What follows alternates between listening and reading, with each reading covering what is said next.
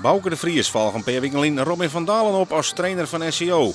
De Vries had te krijgen met een jonge groep die wel talentvol is, maar die echte toppers mist. En qua scorend vermogen te wisselvallig is. Peter Tolsma die is dwaande met zijn tredde en laatste hier als trainer van Midfriesland. Zijn ploeg mist eigenlijk een tal toppers, maar hij wil net afscheid nemen met degradatie. Zowel Bouke de Vries als Peter Tolsma hebben dus alle belang bij winst. En neer liep het dan ook een spannend duel in het paard te staan. Een van de grootste euvels van SCO hier in het blauw is het scorend vermogen dit seizoen. Hier is het likwijls de overtreding onder de koer en dus de strafworp voor Frank van Veen die hij benut. 0-1. En SCO begint dus in elk geval met een voorsprong. Maar het antwoord is Samar daar aan de andere kant. Sander Hageman is toek en zet Midfriesland op voorsprong. En SCO maakt er dus weer achterom. En daar de overtreding in Roman Vesnik. Die mij dan zelf van de stip scoren. En dan is de stand volslijn in Liekwicht 2-2. En zou het dan misschien een spannend duel worden? Nee, want de eerstvolgende onval gaat Roman Vesnik zelf de fout in. En is het de strafworp voor Jan Visser. De 3-2 voor Midfriesland betekent ook dat zij onder leiding komen en dat wrijven ze uit. Want op een nij Sander Hageman. Die is toek en tilt het verschil naar 6-2. De time-out van interim trainer Bouke de Vries. Kan hij nog wat losmeisje bij zijn team? Ze bezieken van alles en zo nu en dan komen ze de trolliekers hier met Jantine Hogeveen. Zo'n fjouwer. Maar het god zal alleen nog maar groeien. Mooie paas van Marvin Smorenburg en dan is het Jannie Huytema die het nog een fjouwer scoort. En dan tekent zich echt een verschil aan.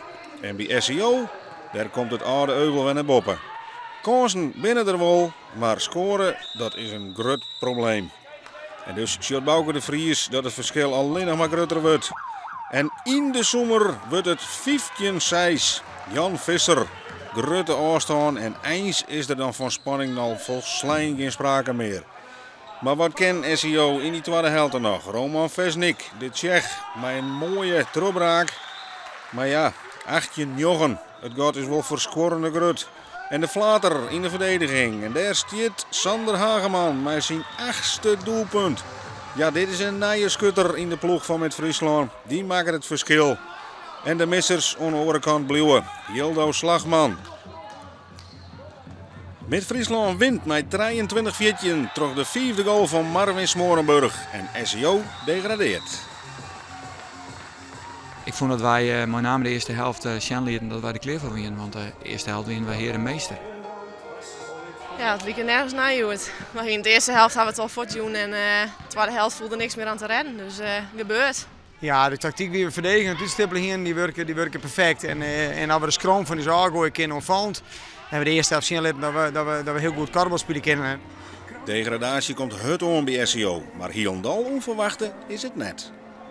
Nou ja, als je de hele tijd wedstrijd verliest, dan speelt het natuurlijk wel in de achterholle mei. En je weet dat het op dit moment eraan ziet te komen. Maar ja, dan wie het duwt erop of eronder.